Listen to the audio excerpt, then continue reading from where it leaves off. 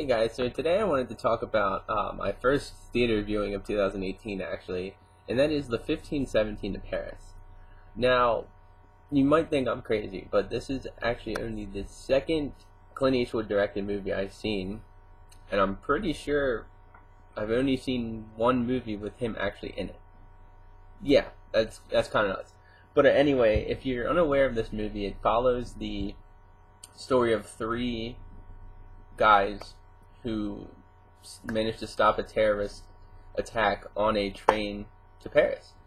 Um, Now, I was kind of confused about the marketing of this movie, maybe because I'm not familiar with Clint Eastwood's style.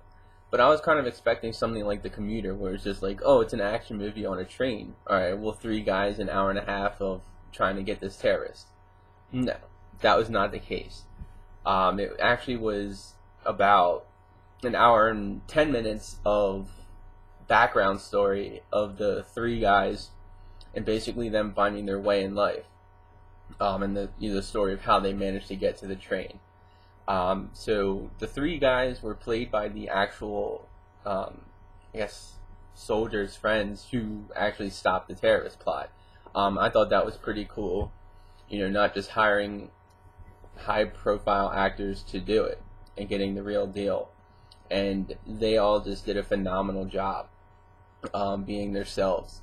It's a great story. Seeing them as kids, how they all met each other, the struggles in school. The one guy wanting to be I think a paratrooper or paramedical in the uh, in the Air Force, sorry, and he wasn't able to get that because he failed a depth perception test. You could really feel the emotion there. Obviously, as it had gone through his life, he was able to convey that very well. Um, the movie just has really good pacing. I mean, it wasn't really what I expected at all, but I kind of liked it because when I went in before, I looked at a couple reviews, which I usually don't do, but I heard it's like, oh, it's only 10 minutes on the train. I was like, oh god, so it's not an action movie. And then surprisingly, I turned just to like the story because the characters were likable and you could feel their drive, their motivation. And when it finally does lead up to the actual attack, it just makes it all the more interesting and heroic. And I thought it was really good. It's a great movie. If you're a fan of Clint Eastwood's style, I definitely recommend checking it out.